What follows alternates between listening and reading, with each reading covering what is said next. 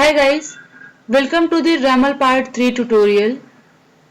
So if you want to just check what are the basics of the RAML and how can we apply some URI parameters and query parameters within the RAML, you can check my previous videos as well, which is RAML part 1 and part 2.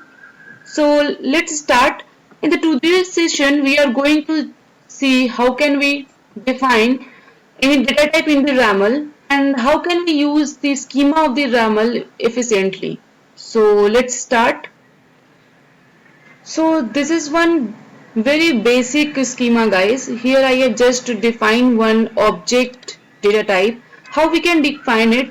So you have at first write data type at the root of the RAML. So the entire RAML will behave like a schema where some data type has been defined.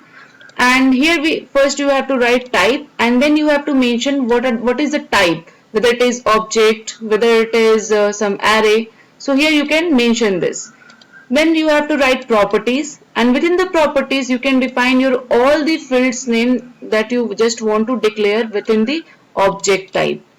So here first you have to write the name of the attribute or field, then the type of the field. So here as you see here I have mentioned name and then string. In the similar way we have defined here some attributes. Now you can see there is some difference between the declaration of this attribute and the location one. What is the difference? There is one addition of the question mark. What is it?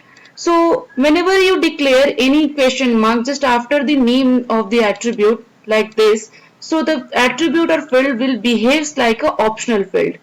So the location is an optional field and the name is a mandatory field. The same thing we can define in a different approach as well like this. After name you can also define here type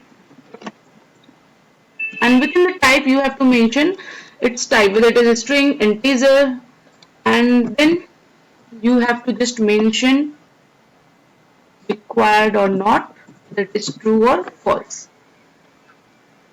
So in this way as well you can define the same thing, that is instead of defining in a single line you can also define the same thing like this. First you have to mention the type, whether it is a string or integer or anything else, and then required. So if you the same thing I have already mentioned this, whether the required is true, so it will be one mandatory field. If it is false, then it will be one optional field. So in the same way I have also declared one array data type here.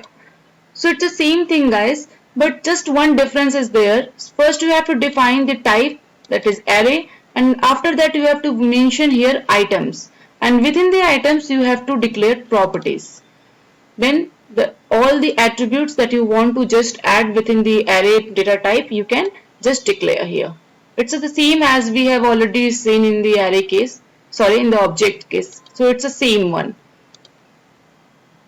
Okay. Now the question is how we can use these schema within our RAML.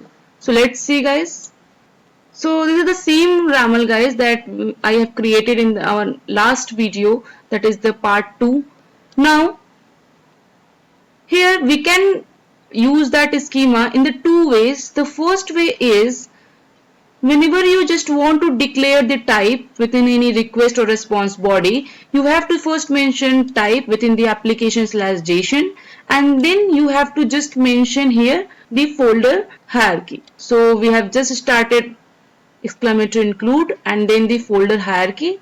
So I have created this request and response schema within the schema folder. That's why I've written here schema slash then the RAML file name with the extension .raml.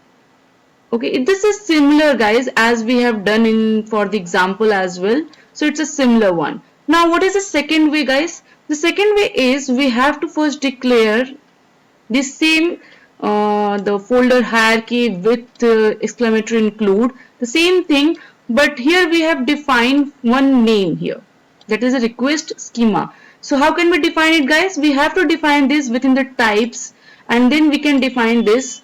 And how can we use it? So whenever you want to just declare the type within the any request or response body, so you have to just mention type within the applications as JSON and just you have to use the name that you have already defined at the beginning of your YAML. So like this, here we have defined this request dash schema.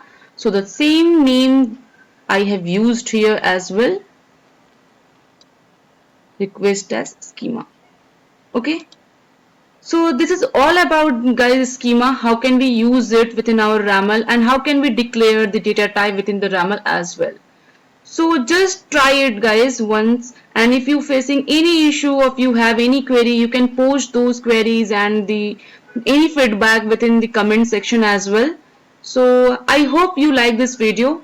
Thank you.